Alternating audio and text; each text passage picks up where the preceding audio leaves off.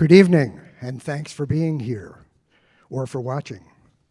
Everyone in the auditorium, please silence anything you have with you that might make noise, and that goes for the candidates as well.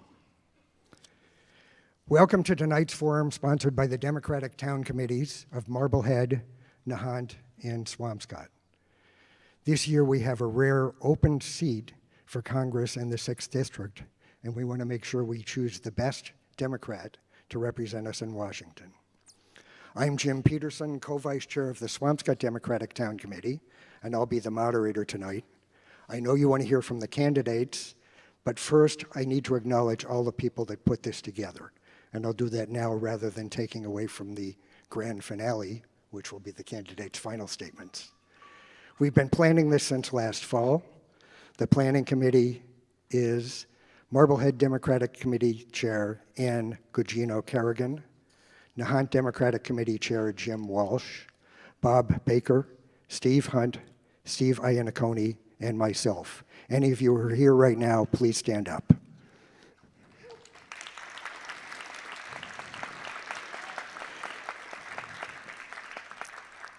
We're also grateful to Swampscott High School Principal Emily Zotto and Administrative Assistant Mary Ellen Maloney for the use of this great facility.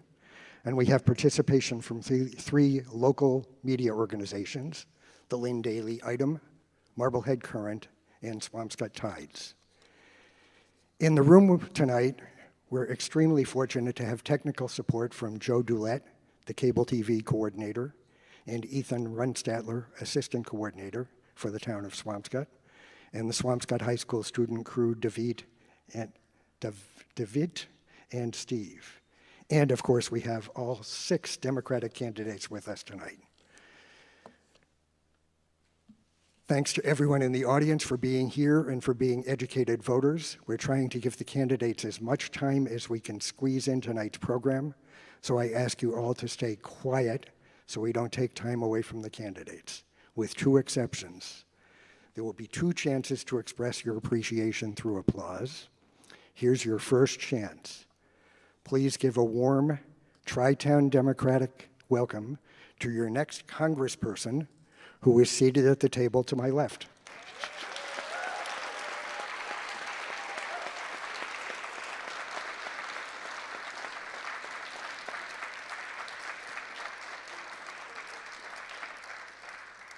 Candidates, thanks for coming to the southeastern corner of the district, and welcome to the right claw of the genuine, original gerrymander.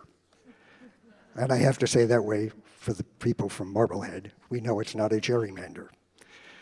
Now we'll begin. Candidates, tell us about yourselves, beginning with Mariah Lancaster of Salem. Thank you so much for having me. Oh, should I start over? No. Thank you so much for having me. Thank you so much for being here. I was not on mic, so hi, I'm Dr. Mariah Lancaster. I am a veterinarian, a public servant, and a proud Massachusetts native. I'm running for Congress because in order to represent working people, we have to send working people to Washington. I spent the pandemic as an essential employee working in veterinary hospitals, helping families in times of crisis. And what I saw in the clinic and what I know from personal experience managing my own chronic health conditions is that our healthcare system is fundamentally broken for our pets and for us. I started working in policy to combat these corrupt systems, to take on the inflating costs, and to protect both essential workers and our patients. I spent 2 years working at the State Department, combating corruption and organized crime around the globe, the same kind of crime that we are now seeing occupy our White House. And to fight corruption closer to home, I started working in Congress as a science policy advisor and as legislative staff for 2 Democratic congresswomen in the U.S. House of Representatives. The stark reality is that in this moment of crisis, Congress is failing us. Whether through intention or pure incompetence, they are not doing the work. And it is up to us as Democrats and as Americans to take action. The future of the Democratic Party is going to be determined by races just like this one. We can reshape the party and elect working Americans to local, state, and federal office. We can reform the Supreme Court, overturn Citizens United, and kick dark money out of our politics.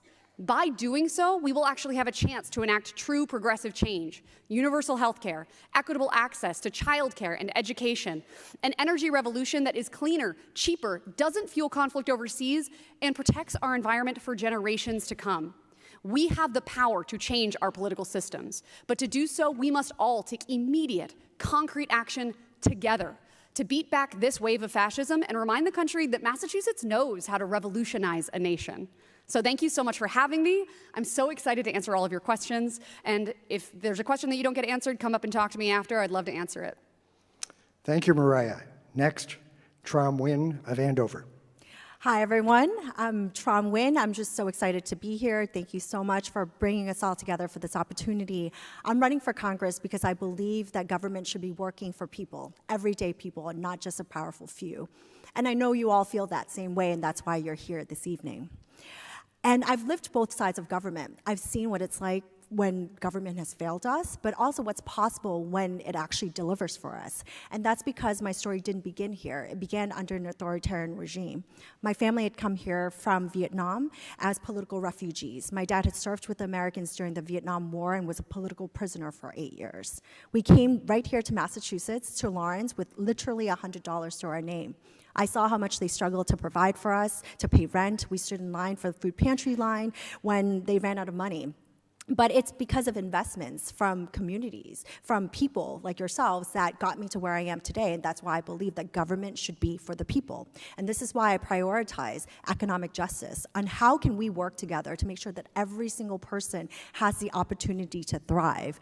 And that includes fighting for workers, making sure that we are lowering the costs of housing, healthcare, childcare, utilities, and making sure that we're making the right investments in our schools, in our infrastructure, and of course, climate change. And all of these things are, as you can see, very personal to me, because I have spent my entire career in public service, making sure that we are uplifting the most vulnerable among us.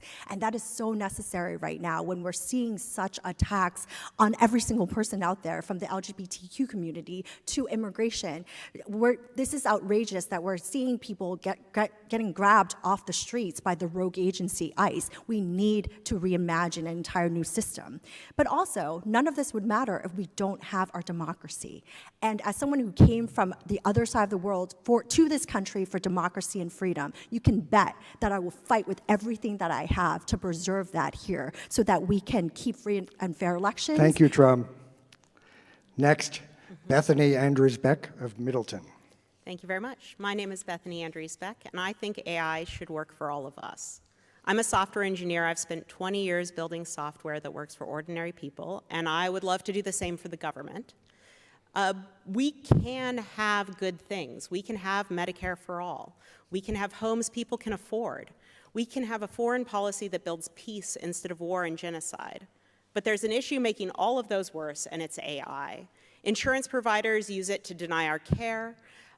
Property managers use it to raise our rents. The government is using it to spy on all of us, and it doesn't have to be this way. If Congress acts, we can have cheap green energy. We can protect consumers. We can build these technologies so that they work for all of us and fund priorities like Social Security and Medicare for years to come. But politics as usual is not going to get us there. And we are not going to get out of this mess by doing the same thing that got us into it. Well, the politicians are treating this like entertainment, yelling at each other on cable news shows. The billionaires are gutting our economy. We need to stand up, and that's why I stepped up. I'm the only person up here who got into the race before Seth Moulton dropped out. I'm the only person who's going to go read Doge's code and be able to find out what they did with our data. I am fed up with politics as usual, and I know that we can do better if we insist that if we do more than just say that we're going to fight. We can't just talk about these problems. We have to organize. We have to work together. We have to stand up, and together we're going to reboot our democracy. Thank you, Beth. Next, John Betcha of Linfield. Thank you. Thank you for the invitation. I am John Betcha. I'm one of the few people on this stage who's never been in office, run for office, or worked for somebody in office. But to me, I'm running because the government is broken. And clearly, the Trump administration is a disaster. We need to fight for our democracy. But our politicians have failed us. They're so disconnected from everyday people and what's going on. And what I'm seeing is there's no opportunity out there. People feel like they can't get ahead, and there's so much inequality. This role is about public service. It's not about me. It's about all of you in this community. So how am I different? I'm someone who's worked in the private sector and gotten things done. I am a product of the American dream. My grandparents came from Italy. I grew up in a working class home, put myself through law school, and built a career in financial services regulation. I worked for banks, fintechs, and yes, crypto. What was I doing in these industries? Making sure there was regulation and compliance, making sure there was no fraud, money laundering, or shenanigans going on in the financial system. I worked with the government, with working groups. I testified to Congress on regulation, and I teach at BU Law on financial services regulation. I'm also someone who's built their own business from the ground up, scaled it to 60 people, a consulting firm. Every year I was CEO, we created jobs, and we grew the business because I was able to work with people, get things done, and find common ground. We don't see that in government today. There's too much polarization, and we need to change that. And I'm also someone who's in this community. I've lived in Linfield over 20 years. It's about this community. It's about listening and learning. And whoever's elected to this office has to serve this community, has to focus on things that matter most to people. It's the education, it's the economy, it's healthcare. So I look forward to talking about those things tonight and having a robust discussion. Thank you. Thank you, John. Next, Dan Coe of Andover. Hi, everybody. My name is Dan Coe, and I believe that we have a choice. We can sit back and roll over while this president literally destroys our democracy and tramples our Constitution, or we can fight back for the country that we know and love. I have 2 German, Irish, Italian, Lebanese, Korean American kids. They're going to be a little confused growing up, but the food's going to be really good. And I want them to grow up in a country that I know so many of you do too. A country that's proud of its diversity, that takes care of our neighbors, that as long as you are a good person, that you have a good shot at living a life like the American dream promised you. And I believe that because my family comes from that story. One side of my family comes from a little village south of Beirut, Lebanon. I still have family right there. Another side of my family, my grandmother was a North Korean refugee, and my grandfather was ambassador to the U.S. from Korea until the government was overthrown by a dictator, and because of a thoughtful immigration policy, he was exiled here and started over again. And you know, Donald Trump likes to say that government can't work for people. Well, tell that to the senior with type 1 diabetes, where before the Biden White House, where I worked, was paying $300 a month for her insulin, is now paying just $30.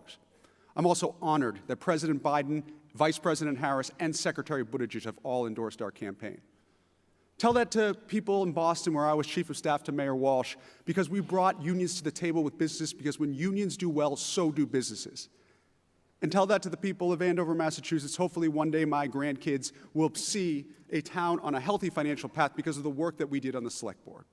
So if you believe what I believe, that every single person deserves universal health care, Medicare for all, that we need to get to the bottom of Donald Trump's corruption, fight him tooth and nail, and make sure that it never happens again, then join our campaign, and I will make sure that that American dream story, the one that we are fighting so hard for, will be around for generations to come. So thank you, and let's go. Thank you, Dan. Next, Jamie Belcito of Topsfield. Thank you so much. My name is Jamie Belcito, and I am running to be your next Congresswoman because I believe that elected leaders in Washington have forgot those who they are supposed to represent. I'm an elected town moderator, former state rep, and the only Arab woman ever elected to the Commonwealth of Massachusetts state legislature. I'm a working mother of 2 and a proud product of this district. I believe that government can take care of people, and that became very personal to me after the birth of my first daughter. I almost lost my life to severe postpartum depression, and I could not find the help that I needed. Once I got better, I got to work, and I founded the Maternal Mental Health Leadership Alliance in Washington, D.C. I've helped to secure over $120 million in federal funding for families across the United States, both military and civilian. I have been able to help over 100,000 people access 24/7 care through a health care line that we founded. I'm not even in Congress yet, but I'm already making a difference to people's lives, both here in Massachusetts and across the country. I come from a working-class union and military family. I'm a first-gen college graduate from Salem State. Go Vikings. I've lost my job, I've lost my health care, and I've almost lost my house. I know what it's like to struggle and what it takes to fight back for change.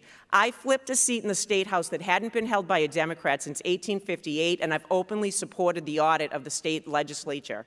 State Auditor Diana DeZoglio has endorsed my campaign. I've been consistent with my calling out of the U.S.-funded genocide in Gaza, and I oppose this illegal war with Iran. Democrats need leadership, we need voting rights, we need Medicare for all, we need to take care of our communities. I'm a congresswoman who will focus on this district here because the Washington establishment has not delivered for us. I'm exactly who I am on this stage, and I will be exactly the same person in D.C. My name's Jamie Zalloway Belcito, and I can't wait to be your next congresswoman. Thank you. Thank you, Jamie. We'll now move on to the questions. Each candidate will be asked the same questions, and each candidate will have 2 minutes to respond. 3 of the questions will come from outlets from our local news outlets.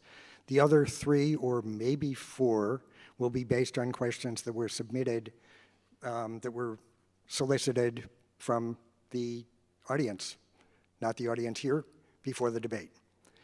So, our first question will come from Lee Blander, editor of the Marblehead Current.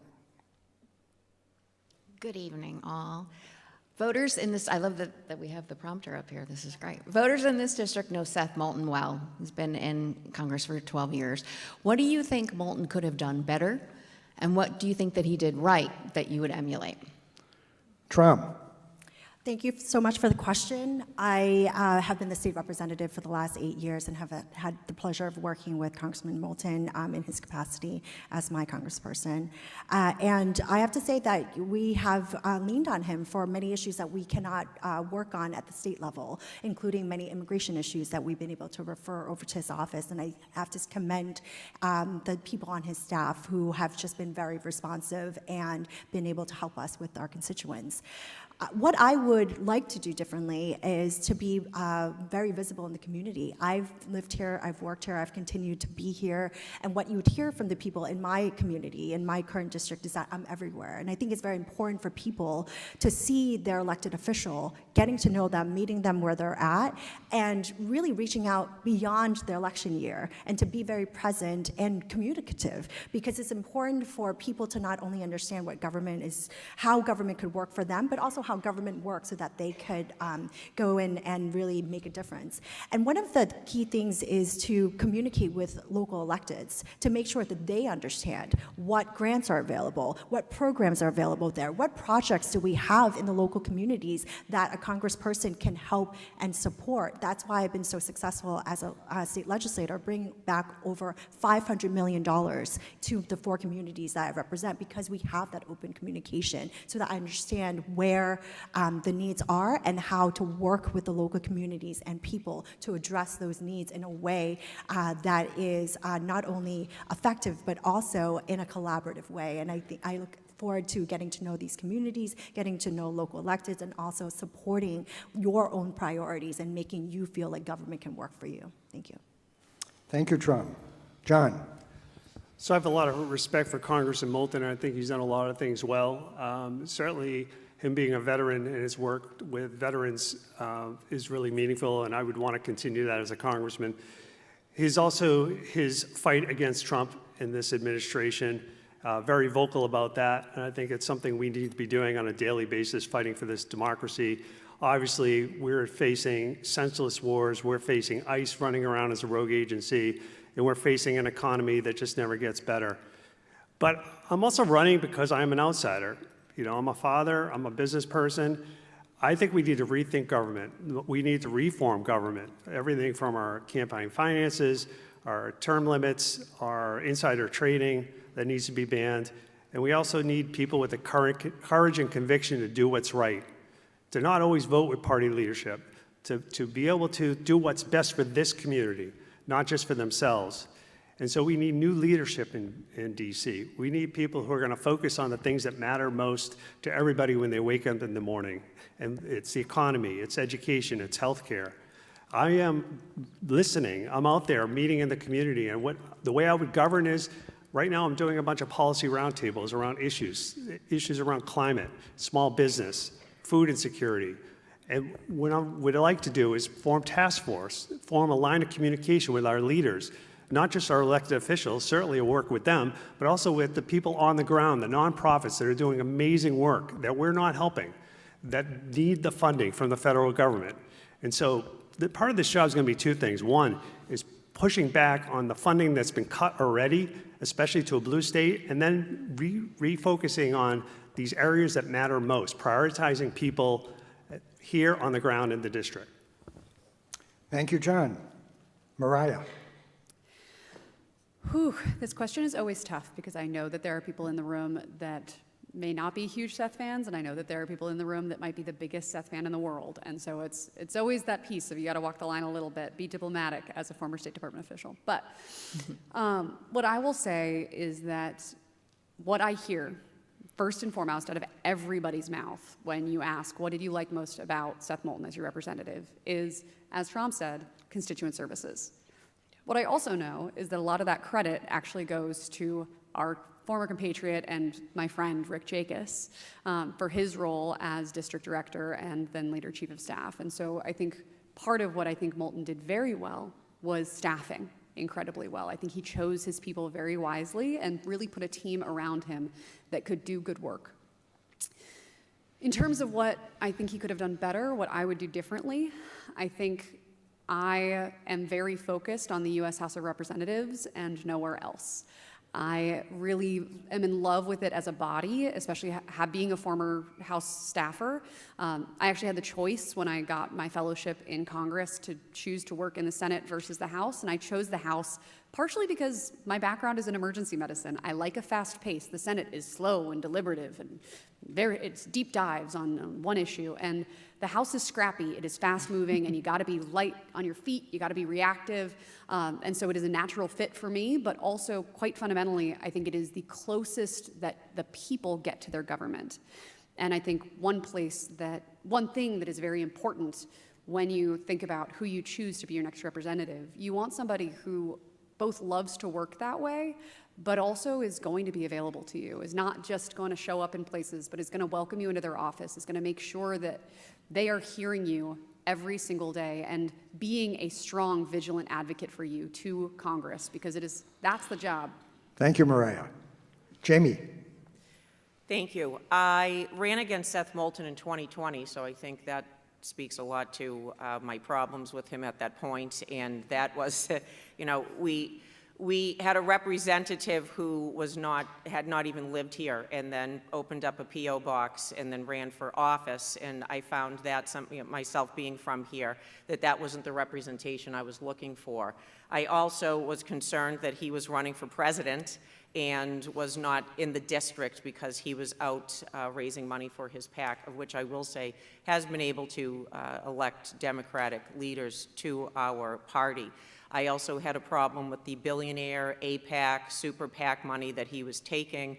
It was not a grassroots operative, and it was not representative of the people that I'm looking to represent. I will also say, though, that he is a Marine. My grandfather was in the 4th Marine Division in Iwo Jima, and my father's a Vietnam vet. My brother is a military police officer from the Army, and that is one thing I will commit publicly, that as a member of a military family, as a member of a Gold Star family as well, this is something I'm dedicating and have dedicated to do work on in the State House.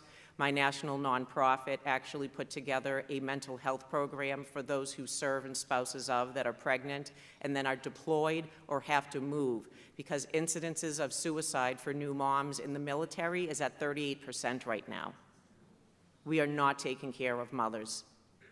And that I have also have put together with my nonprofit an annual military roundtable at the Women's Veterans Memorial in in Arlington. And we'll be having our 3rd one to figure out how do we best take care of military families, especially with an administration that continues to take away their benefits. Thank you.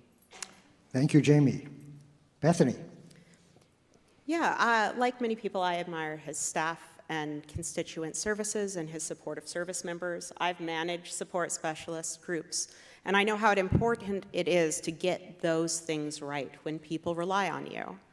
But there were reasons I was challenging him. I don't think Seth Moulton ran for office to fight fascism. I don't think he ran for office before Trump ran the first time.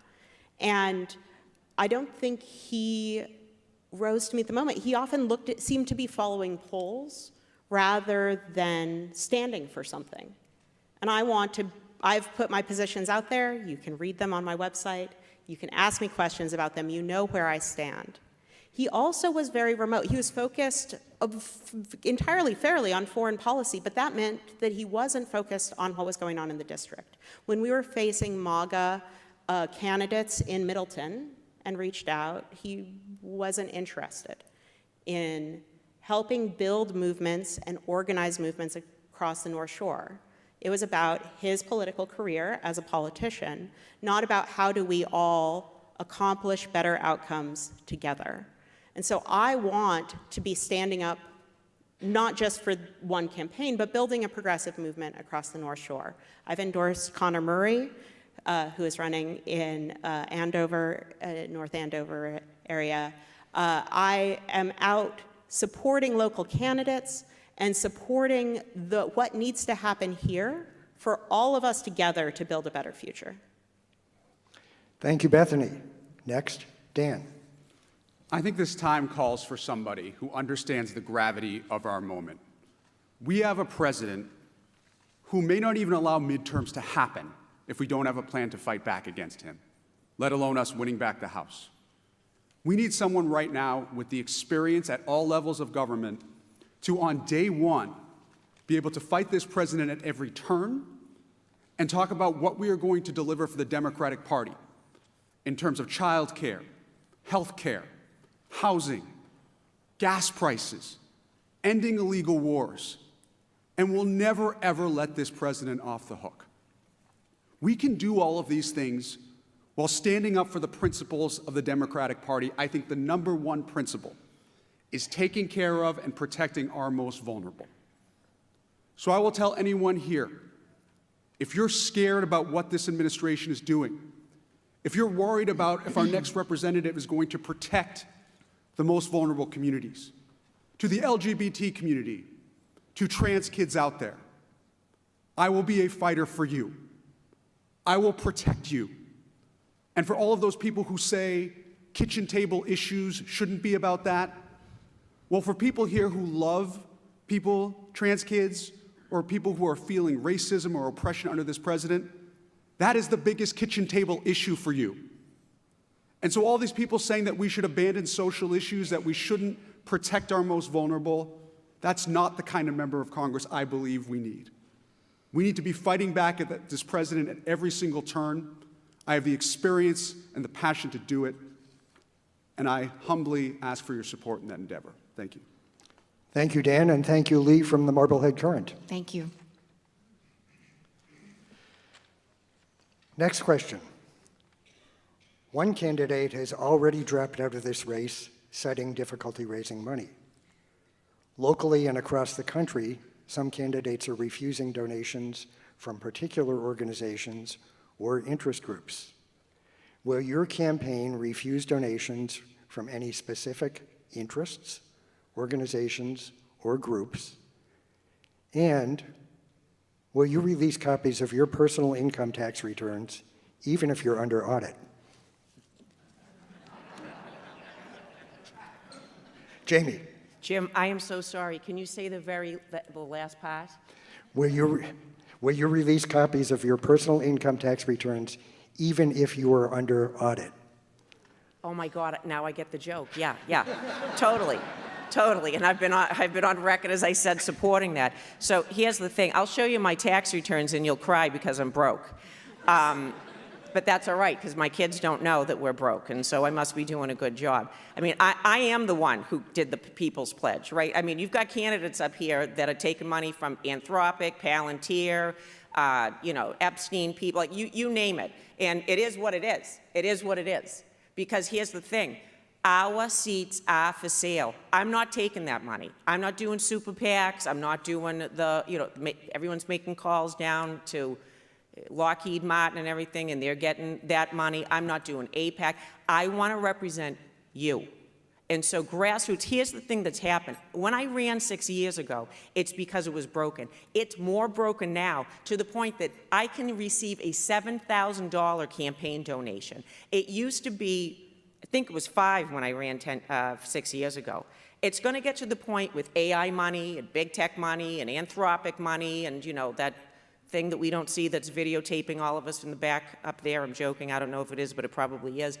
It's to the point where there's so much money involved that it has made Congress inept to do their job because each side is being paid to do nothing by the same people. Think about that. The same people that are taking donations, Donald Trump and the GOP, are the same people taking donations in the Democratic Party.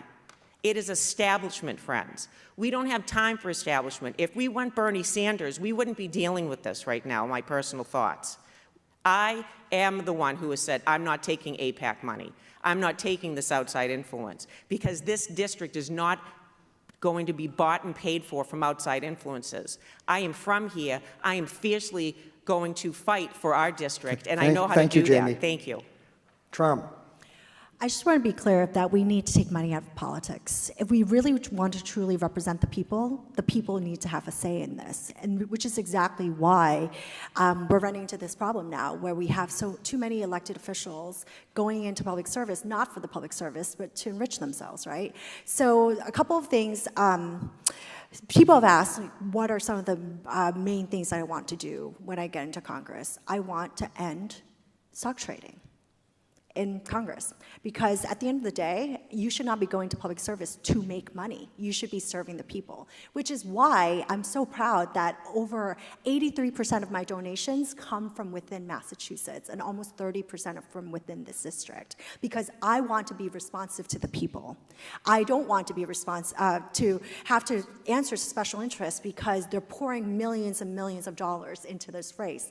Why do people outside this district care so much about what's going on here in the Massachusetts 6? It should be answered by the people here who are sitting, active people like yourselves should be here, should have a say in this election. And so for me, it's very clear, no corporate PAC money. That's why we need to end Citizens United. We have to make sure that we are being not only responsive to the people, but accountable to the people. As a sitting elected official, my income tax is public to you all. You can request it. We do it every single year, and I'll continue to do that. And especially as someone who's done legal aid work, I can tell you if I'm in this for the money, I wouldn't have taken a $42,000 job right out of law school to serve the people and then going into work as a state representative. And so I think it's important for us to be able to have these conversations and talk about how do we uplift individuals and reject money from very problematic organizations that are doing very bad things to our communities. And that's where I'm going to end. Thank you. Thank you, Trump. Mariah. Yeah, I'm not sure I even need the full 2 minutes on this. Yes, happy to release my income tax returns. Like Jamie's, they will be severely depressing for you all to see, but happy to release them. In terms of refusing any specific interest groups, absolutely. So part of this is like a peek behind the curtain. When you are running for office, you get lists from folks of like, call all these people and ask them for donations, and you can kind of see where these people have donated before. And every time I do see an APAC donation, I go, you know what? They're not going to like me. I not only do I not want their money, but I'm also not the right candidate for them. So it's very easy to quite simply say, no, we don't want that money. We don't need that money. Corporate PAC money, no. PAC money in general. Every single one of the donations to my campaign has come from an individual. Every single one. And I think it's really, really important that people be at the center of campaigns. This should not be, Citizens United, the decision was giving companies the rights of personhood, which, by the way, is not limited to campaign finance, where it is a truly corrosive, horrific influence. It is throughout all of our laws. Allowing companies to have the protections of personhood is not just dangerous in campaign finance, it's dangerous in general. And so that is a huge priority for me as a policy nerd and as hopefully your next legislator, is we need to eliminate corporate personhood. But from a campaign finance perspective, there is no higher priority to restore our democracy than to have aggressive campaign finance reform. And this race is a perfect example of why. So as you consider who to vote for on September 1st, there are a number of people on this stage. Please consider supporting your favorite, because there's a lot of people on the stage that need it to fund their campaigns because we are reliant on individual contributions. Thank you. Thank you, Mariah. Dan. Thank you. I think we need to go beyond this. I was very proud to announce that I would not be taking any corporate PAC money, not only for this race, because to be honest with you, corporate PAC money starts to have the biggest influence, not just during races, but once you are in Congress.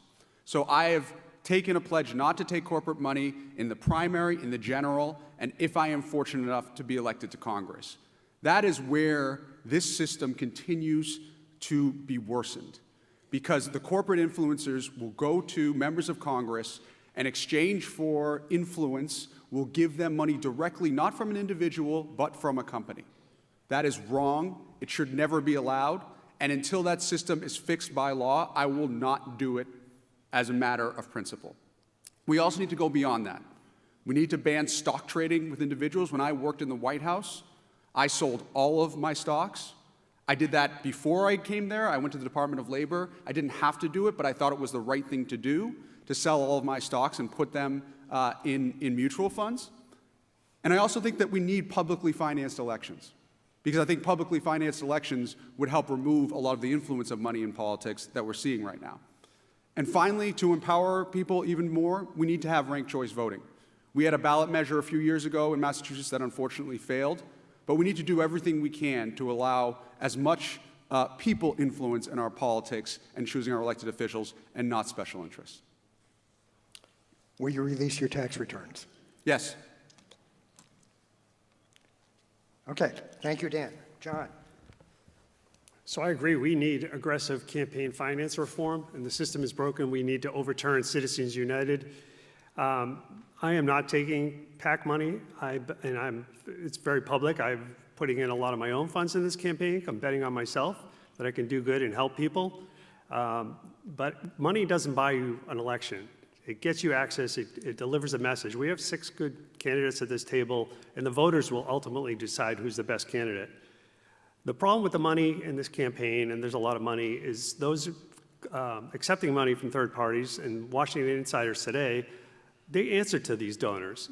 And we need people who have not been in government. People are going to go there and have the courage and conviction to do what's right.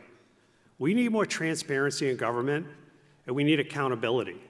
Of course, I would release my tax returns. I'm very proud of my work in business. I have nothing, transparency is important, especially if you're putting yourself out there to do this work, to be in public office. And so I think it's really important that we address this issue. We look at reforming our finance system more broadly.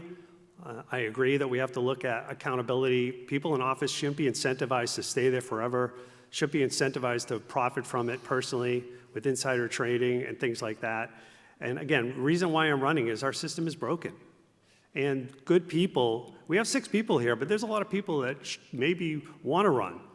I mentioned people at these nonprofits, people from other walks of life. And the reason why so many people don't run for office is because the system is, for lack of a better word, rigged, and it favors the insiders. So we need to move forward, and this would be one of my first priorities in office. Thank you, John. Bethany. Yeah, I'm not taking APAC money. I'm not taking any money from Republican PACs. I've taken the political integrity pledge, which is not only what money I'm accepting, but structural reforms, all the stuff we've talked about, no stock trading, all of that good stuff. I am also running a scrappy campaign. I have experience in startups. I was engineer number 3 at the long-term stock exchange. I'm making do because I know that every dollar comes from a person who worked hard for that, or it comes from a rich person who is expecting something in exchange. I know I'm frustrated by the way our political funding treats all of us like piñatas, looking to fund these campaigns. If you want to opt out of getting those text messages, reach out to me, and I will send you the links, because they are coming from data brokers. People running for office go and buy your phone number from a data broker so they can send you a text message or call you on the phone and ask you for money. These organizations should be regulated the same way our credit bureaus are. And they were going to be by the Consumer Financial Protection Bureau, and then Trump killed it. And we can bring it back if we send people to Washington who are going to put your privacy over their ability to fundraise. So I want to make sure that not only are we running this race clean, but we're fixing this, and we're we're building campaigns that aren't about showing up and trying to buy your vote every 2 years, that are about having a movement that is consistently pushing year in and year out for better results for people. Thank you, Bethany. Will you release your tax returns? Sure, I did them myself, so good luck, but yeah. Our next question is from Monica Sager, managing editor of the Swampscott Tides.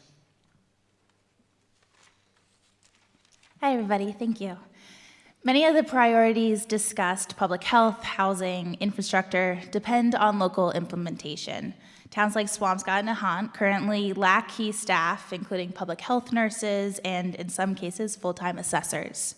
What will you do at the federal level to ensure smaller communities have the capacity to carry out these policies and aren't left behind? Bethany. Thank you very much. So Middleton doesn't have sewer. A bunch of Middleton doesn't have water. We have roads that we cannot afford to pave.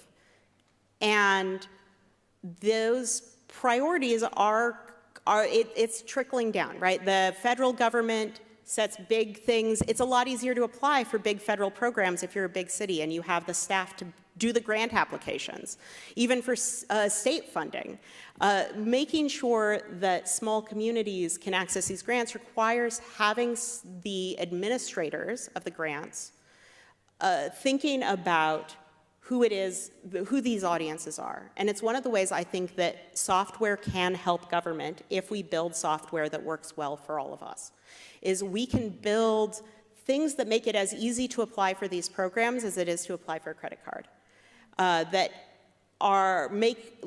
help people find which programs are accessible for their towns, that provide the money directly.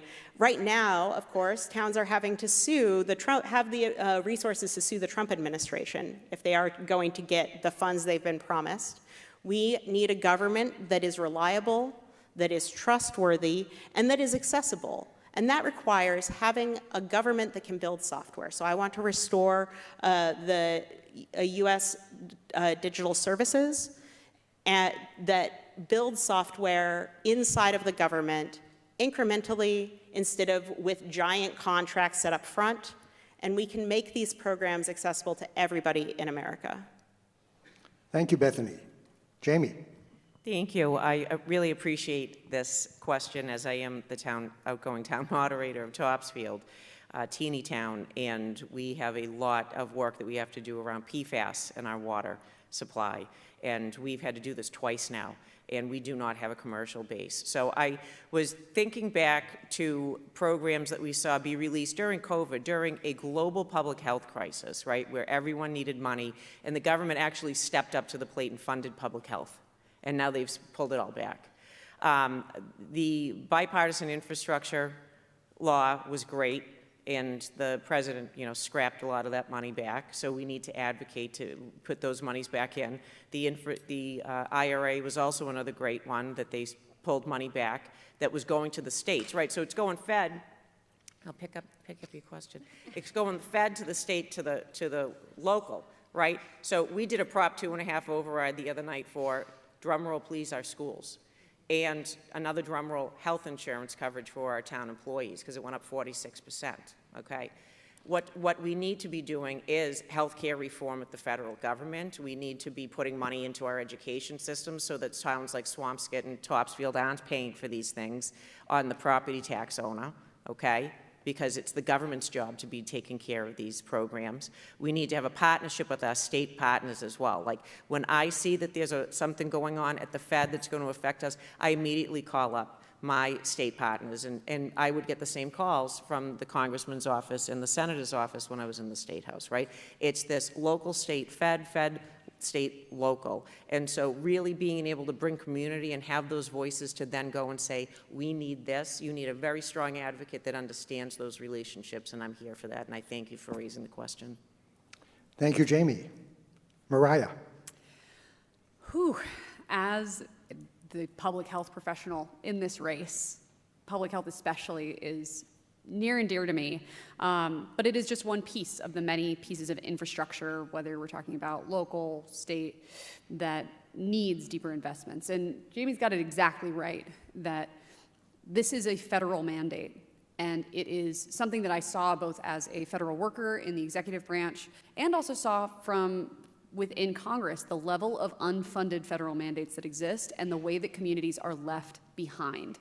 So there's a couple different approaches to this that all need to work together. One, obviously, is the actual funding for programs, and typically that's done, at least in the US House, that's done through the appropriations process. What people say, like, earmarks are dead. It's not true. They're just called something different now. It's a whole thing.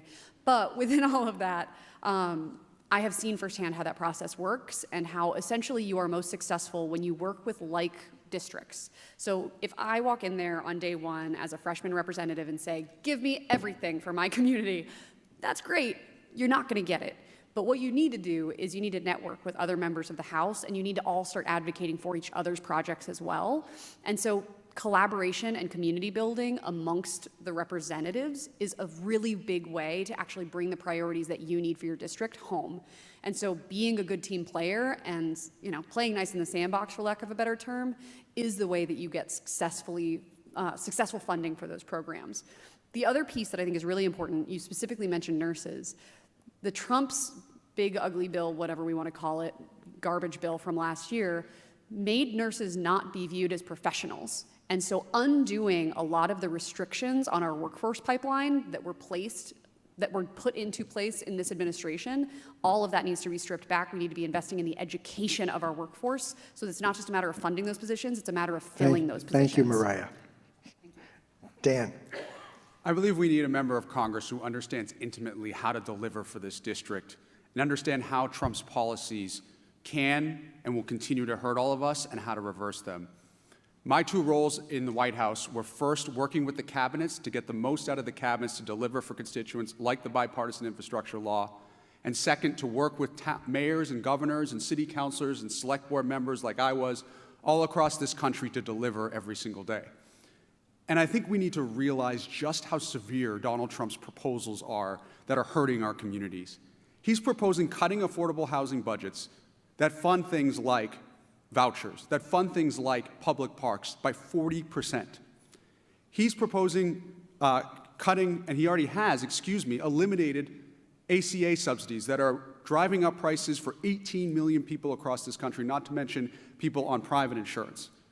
We all know that he gave the biggest tax cut in the history of the United States to folks like Elon Musk while he wasn't helping people in this room. We know the cuts to SNAP, and we all know, people on the stage and all of you have seen food pantries all across this district struggling to keep up with demand because of what Donald Trump is doing. I think it takes somebody who understands exactly what's happening in every single agency, how to fight back and how to reverse them. And I say this just factually. I don't know just the department to go to fight back against these cuts and deliver for this district. I know the names of the people who administer those grants and bring those resources to bear. Finally, we need another version of the American Rescue Plan that will bring more flexible dollars to the district so that amazing select board members and city councilors and mayors all across this district will have the flexible resources they need to make sure that we are delivering for all of you. Thank you. Thank you, Dan. Trump. We have never seen this level of disinvestment, ever, from our federal government. And as someone who's been in as a state representative for the last 8 years, this was the most brutal budget that I've ever faced. And the House, many of you probably know, we just passed the House budget last week. And we're looking to lose billions of dollars, most of them are into our healthcare system. In fact, we already saw the effects of that. Personally speaking, my mother's health insurance went from $4 to $235 this past January. And luckily for her, I'm able to pay that for her. But what about the thousands and thousands of people out there? That's the effect of these harmful disinvestment from the federal government. But it's not only that. For me as a state representative, I understand how important it is for us to work with the local level to make sure we understand the needs and be responsive to them. I alluded to that in my earlier answer about the importance of collaboration at all different levels of government to understand the needs of the actual communities, and having a congressperson who knows when the grants are available, communicate to that to the communities, and actually work with them, especially for smaller communities that don't have the staff to understand the intricacies of many of these applications, and how do we streamline that to be able to actually deliver for the communities. And that's what I've been able to do as a state representative, having that communication, very frequent meetings with local elected officials to make sure that we're delivering for folks. And this goes across the board. We're seeing, no matter what we do at the local level and state level, whether that's housing or climate action or education, we need to have a strong partner at the federal level. And that's why, as someone who has been in this position, who has the most legislative experience out of everyone at this table, I understand intimately what it means to be a legislator and representing these smaller communities. Thank you, Trom. John. Again, we have a system that's broken. The federal government doesn't need to balance their budget, but state and locals do. I mean, the federal government right now, we have a deficit that's out of control. We're paying $88 billion a month in interest payments. Think of all the good we could do with that money. And meanwhile, at the state and local level, people are having to make tough choices. Our governor and our state legislature I call the budget whack-a-mole, trying to fill these gaps. And at the local level, it's the most damaging. So many Prop 2.5 overrides, difficult decisions around schools and health care. And these are the things that need to be prioritized. The big part of this role, as I mentioned earlier, is protecting these funds. You look at what happened with the big bad bill in terms of the impact on mass health and SNAP. It's unbelievable. It's ridiculous. I mean, SNAP, the fact that the president gets up to the State of the Union and brags that he took people off SNAP, that's because he cut the program. We have 40% of people in this state who suffer from food insecurity. That's unacceptable. And we need people in Congress to start talking about this, to prioritize it, and to make sure that these communities are protected.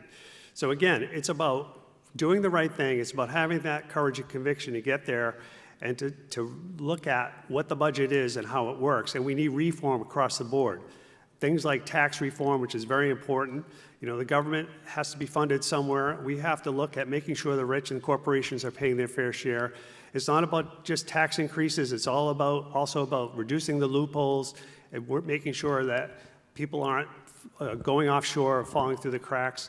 But again, it's about understanding how the system works, to breaking it down and to protecting the areas that the people that need it most. Again, there's so many people suffering and we're not focused on these issues that matter most to people.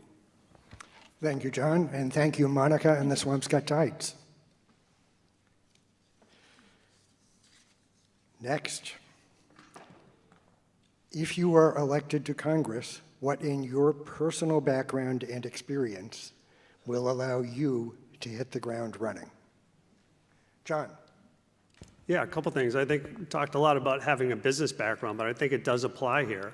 I think it's private sector experience and working with others to get things done. Politics right now is so polarizing, right? Everything is us versus them. Yes, we need to fight Trump, but we need to also work together, find common ground to focus on things that matter most. And so those things that I've done in the private sector applies here.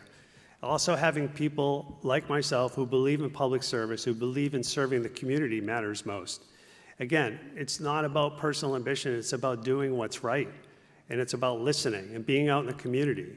And so those are the way I built my business, the way I've operated, the values that I have growing up. You know, I was taught to respect others, common decency. These are things we need to get back to. The government is not working for the people. We need to put people over politics. That's the most important thing here to remember. And so I've worked with the government. I know how the sausage is made. I've worked on financial services issues, legislation and regulation. I've worked to regulate new industries. I got the first BIT license in New York around an emerging industry in cryptocurrency.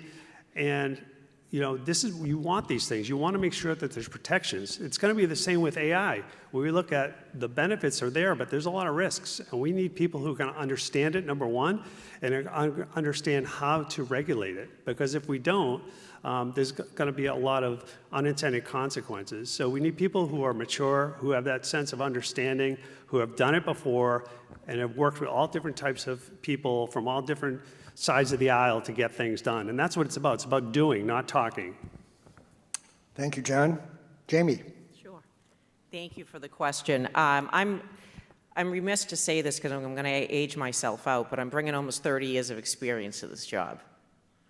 And I started as an immigration intern in Congressman Joe Moakley's office in the late 90s. And from there, and there's a guy that taught me, you can take care of your constituents and help Mrs. Sullivan get the beehive off her front porch, as well as make sure that we're not funneling money into the hands of El Salvador and allow them to take guns and murder their own people. I don't know whose time is going off, but it is definitely distracting me. I've been a commissioner at the state level. I've been a trustee at Salem State advocating for public higher ed. I have been a state representative. And I've worked with Congress now for almost 30 years on and off between doing immigration policy, of which I wrote one of the last comprehensive immigration policies with former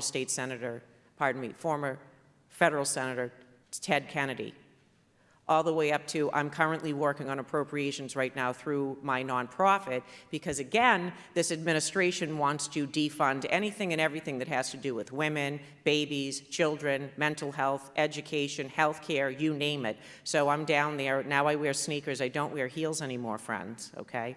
It's not good for your feet. To haggle with them because we got a $1.5 trillion DOD budget going in, and where are they going to look for money? They're going to look for money out of what they like to call, dispensable funds. So again, I'm already working with Congress. I've helped pass appropriated money for the past 5 Congresses since 2015. I know people down there, but here's the best thing: they know me, and I'm already making laws. And I have the proven track record. I got 3 federal laws written into bills, and I have the appropriations and the backing of that. So this is what I'm offering to this district, and I can start tomorrow. Thank you. Thank you, Jamie. Mariah. I will say, and again, shout out to Rick Jacobs, I am now the only person on this stage that has actually worked in recent years as a staffer in the U.S. House of Representatives. And in a normal year, any one of us would be an excellent, exemplary candidate to be your next congressperson. But in a moment like this, where we need somebody who can start the job on day 1 against this administration, that kind of experience matters. Having those relationships, understanding the mechanisms of the U.S. House, it is a big, complicated machine, and being able to know how to move around in it and who to go to with various issues is an absolute asset. I will also say my experience in the civil service also is an incredible asset. And, while some folks were political appointees and their friends were political appointees who, guess what, aren't there anymore, my friends in the civil service, the people that I know at the State Department, Department of Interior, even some folks in DHS, goodness knows, are a lot of them still there, unless they were Doge, or my friends at USAID who lost all of their jobs, all 10,000 of them. So there are incredible relationships that I would be able to bring to this role and be able to leverage on behalf of this district. But within all of that, I think actually the most important thing that I have done in my personal background is work a normal job. As a veterinarian, especially in the emergency room, I worked with families day in, day out. I understand the bottom lines of their economic realities. I have worked working government was my first Monday through Friday, 9 to 5. Before that, I'd only worked 12 to 18-hour shifts. And it's really important to have somebody in a job like this who understands the working realities of American families. Thank you, Mariah. Dan. I think now is not the time for patty cake with MAGA and to play nice with the other side that is complicit in destroying our democracy. Every single day, this president does something worse than the day before. We wake up not conceiving that it could get any worse, and it does. Anyone realize now that we're going to pay $1 billion for that ballroom that was supposed to be paid by private funds? It keeps getting worse. We're spending money overseas and sending loved ones over there for an illegal war. And we have nobody right now who is standing up to this president and fighting hard enough in Congress to realize and acknowledge the gravity of this situation. So in my opinion, this is not a time to send someone in Congress to learn on the job. I've been very, very fortunate to have had the experience at the most local level as a select board member, as chief of staff to a major city in Boston, and at the Department of Labor, and at the White House. And so if you want someone who understands intimately what this president is doing to our government to destroy it, understands how to fight back on it, push back on it, and make sure that we are defending our democracy and making sure that this kind of corruption never happens again, then I respectfully believe that I'm your candidate. These are not normal times. In normal times, maybe it would be a time to reach out to MAGA and figure out common ground. But these are not honest actors. And we need to make sure that we are fighting for democratic values now more than ever. Thank you, Dan. Trump. Our government is in crisis right now. And I completely agree. I think every single person here at this table, we hate Trump. Every single person in this room, we hate Trump. We hate everything that's happening. We hate waking up to the news and hearing the horror after horror. But fighting Trump is not enough. For Democrats and for us to be able to get back to where we need to be, we have to actually deliver for the people. And that's why my personal experience and my professional experience put me in a unique position to be in that role where I could actually show you that the issues that you all care about are not something that I'm just taking on now because I'm running for Congress. I've spent my entire career working on lowering costs for people, making sure that we defend our democracy, and uplifting working families like mine. And so, of course, I understand Congress is very different from the legislature. Of course, I understand that's a much bigger scale, but the skill sets are essentially the same. As a legislator, I've been able to pass 13 bills with bipartisan support. I came into the legislature not knowing a single person, but because of my ability to build relationships, I've been able to push these things through to actually get results for the people who needed it most. For instance, I came in right before the COVID pandemic in 2019. That was when I took office. COVID happened in 2020. In my first term in office, I was able to pass 3 bills to expand unemployment, to make sure that working families get the support that they need. That's the type of leadership that's needed right now as people are struggling to put food on the table. I've also been able to bring back money to the district, as I mentioned earlier, but more importantly, being able to help thousands and thousands of constituents through these years, especially during this moment in time where people are struggling with food insecurity, housing, et cetera. And so with all of this experience, I've been able to do the work, I have the experience, and I want to bring that commitment to the federal level. Thank you, Trump. Bethany. Yeah, so I know not everybody knows what my job involves. I am a principal software engineer, an engineering leader, and nobody ever called me up and said, we want to hire you because our system works great, and our code is beautiful, and everybody gets along, and we're really happy with the way things are going. I am very used to going into very messed up situations where people hate each other, where the system is broken and complicated and just an absolute mess. And part of the job is taking responsibility for things that might not be directly our fault, but we have agency over. It means not blaming other people. Blame doesn't, we do blameless postmortems, we call them. We genuinely believe everybody did the best they could with the tools they had at the time. And you think, but what about the bad, yeah, even them, their tools suck, but when we start from that position, we can hold to account absolutely anybody.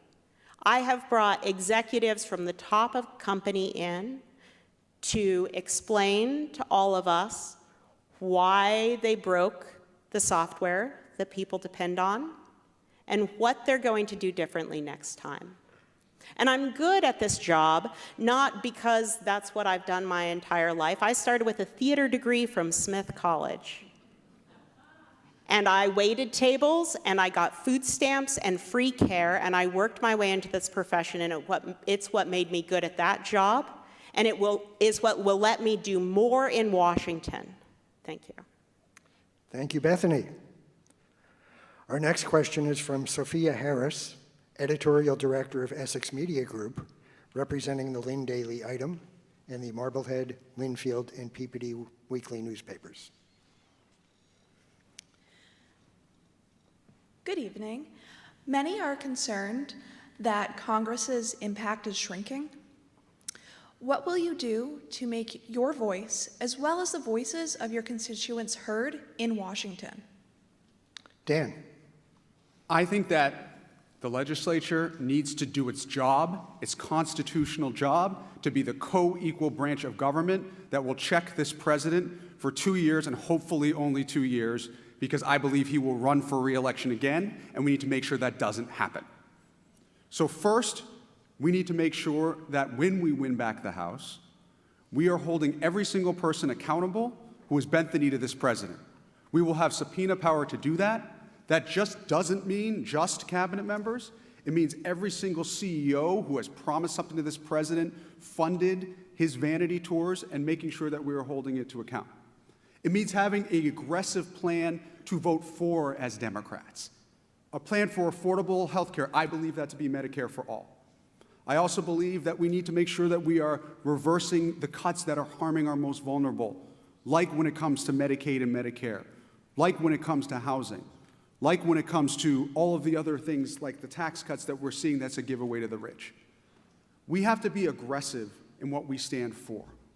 We need to fight fire with this president. The last thing I would say is that people like to ask, what would you do as a freshman member of Congress that would make you more effective than others? I think there's a really interesting model, and that's what AOC did. She skirted the traditional power structures of Washington to build a platform where she could take her issues of the district directly to people. I was very fortunate to work for Ariana Huffington at the Huffington Post, and I've learned afterwards to build a platform after the administration called the People's Cabinet. We have 7 million listeners, where I build leverage to talk about the issues that Donald Trump is doing to our democracy. I will use that platform for this district. It will create leverage for the district that wouldn't otherwise exist, and we will be able to deliver far more effectively for everybody. Thank you, Dan. Mariah. I'm glad to hear Dan mention AOC, because I agree, she's done extraordinary things. But the other day I was in a fundraiser for her and Ayanna Pressley here in Boston, just fangirling in the crowd. And what I will say that really struck me that they spoke about was the fact that the way they did that, the way they delivered for their constituents, the two of them entering the House together back in 2018, was by having each other's backs. Absolutely. It confused leadership. They didn't understand what their priorities were. They couldn't control them because they advocated for one another. And so again, we come to coalition building. If you go in thinking that you as a freshman member are going to turn the whole world upside down on your own, you're wrong. The only way you do this is through partnerships. So that is just a huge piece of what I think is really important. But I also want to kind of undermine the premise of this question. I don't think Congress's impact is shrinking. I think Congress has abdicated its responsibility for a very long time, but its impact is profound. The impact of that abdication, the impact of the GOP just rolling over to whatever the executive branch says right now.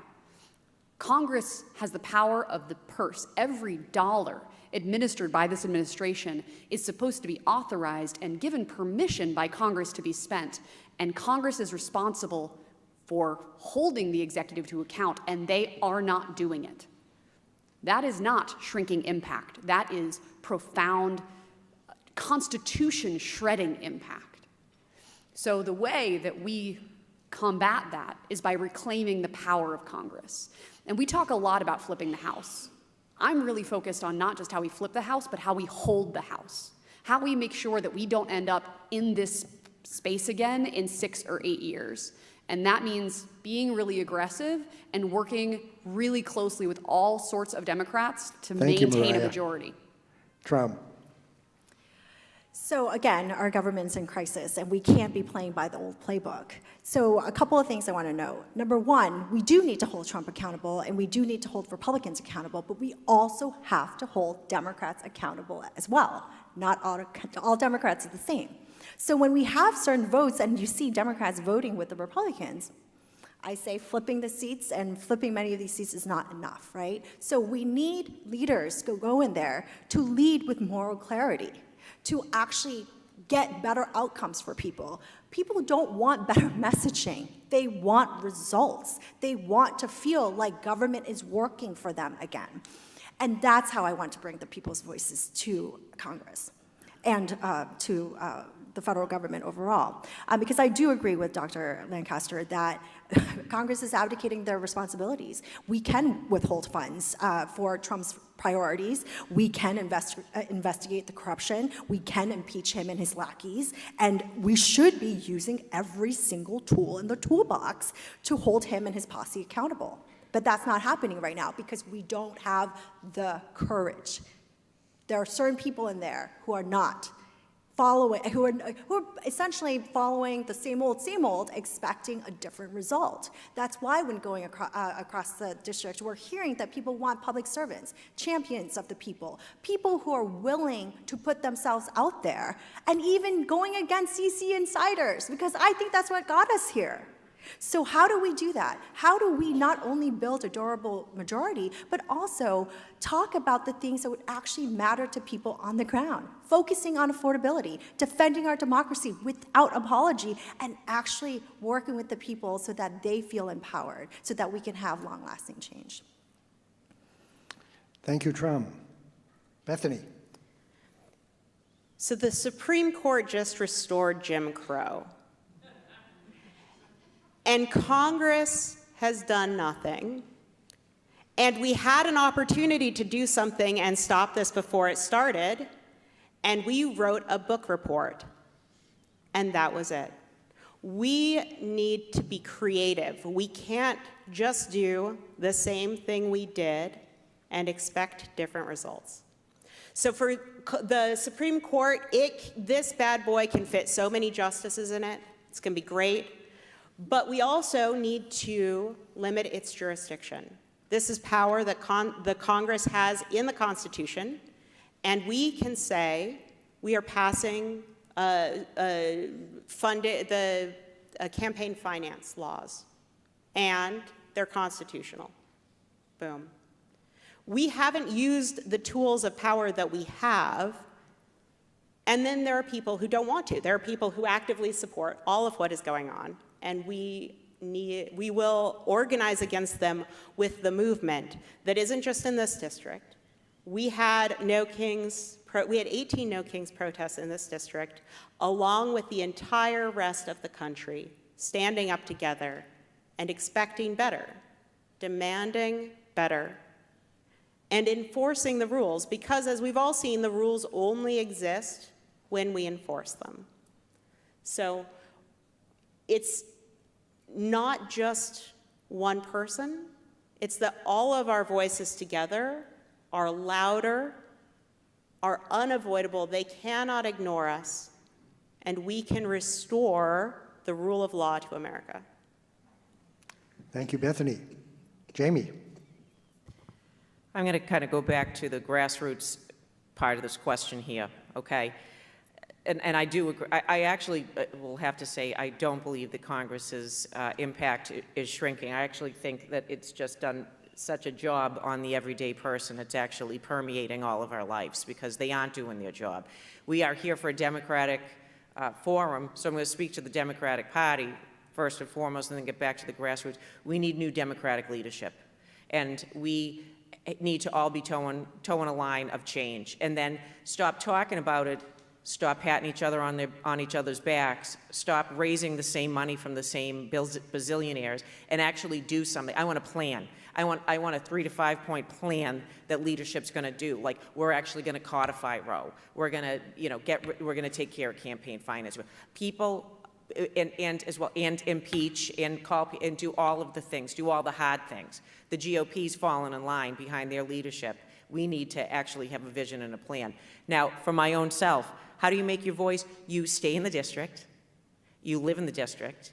You are part of the district. You bring your community members from the district into your office. You hire the community members. You don't hire DC outsiders. You make sure your district is part of the entire plan so that you hear your voice from all the different quadrants of this district, from Tewksbury to Newburyport, from Lynn to Reading, whatever that looks like. And you're making sure that you're having people be involved. There are 9 congressional members, and then there's 2 senators. I am friends, well, I'm with the outgoing. My connections with these people are very, very strong. And so you use the power of the congressional delegation to get your voice heard and use those people to support you. And again, that's something I'm bringing to this race, and I can bring and start tomorrow. Thank you. Thank you, Jamie. John. Well, certainly our forefathers never thought of Donald Trump and what he could do and the damage he could do to democracy. And we need to protect against that. We need to reform this government. The government is broken. Congress is not doing its job. And so we need to look at how we can reform our government to make it work again for the people. And I talked about some of it earlier in terms of the reform of campaign finance, term limits, holding Congress accountable.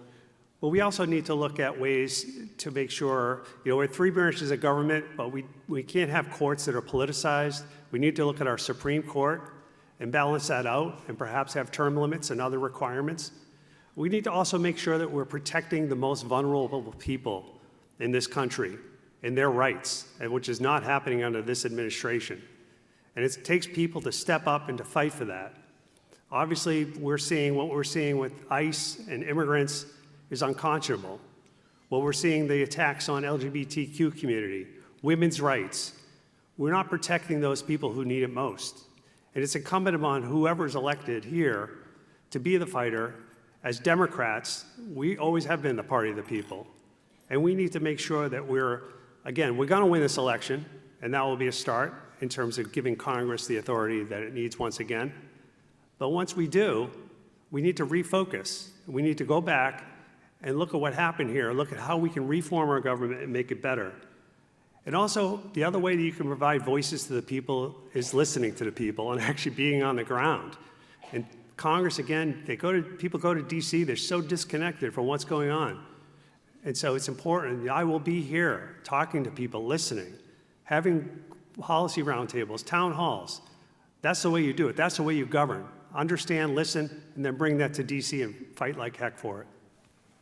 Thank you, John, and thank you, Sophia and the Essex Media Group. Thank you.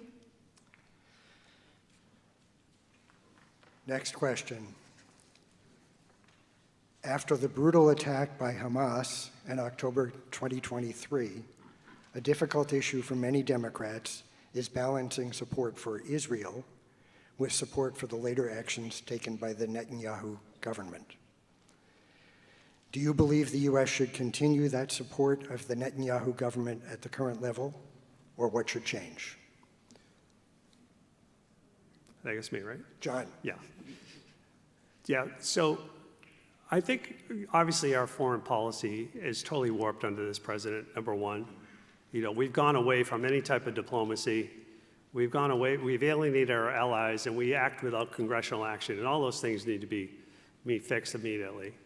When you look at the Middle East, you look at what's happening with Netanyahu, it's important that we support our allies. They certainly have a right to defend themselves. But when you look at that part of the Middle East, it should be a 2-state solution. And we really need to look at the facts and circumstances very carefully. Certainly anytime there are humanitarian issues and concerns, we need to act accordingly as a leader in this world. And, I think it's important on someone who is in office and has the ability to have these discussions, to be fighting and to be protecting people's rights, protecting democracy in general.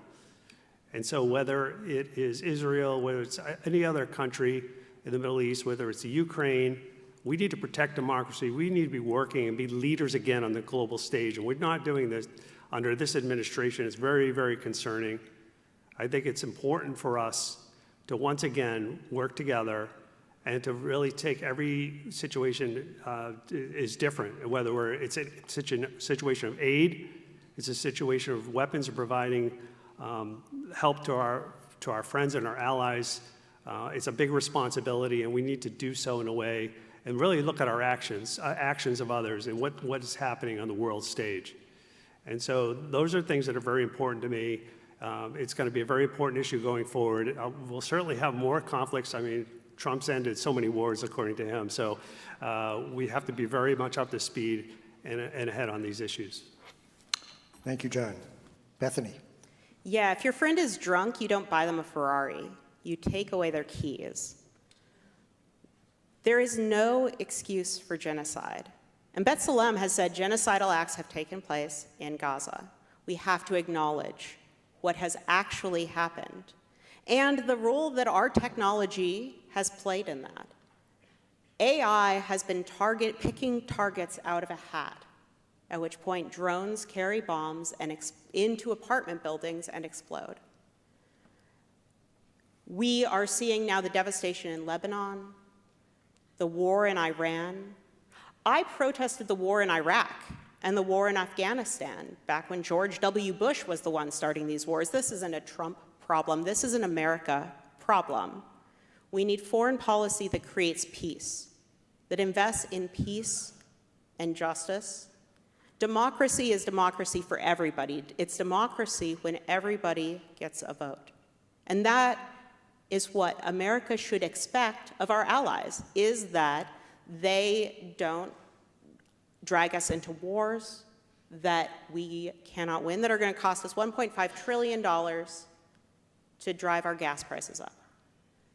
We need to have all aid to every country, not just Israel. Every country's aid should be conditional on whether it serves America's interests, whether it supports our values.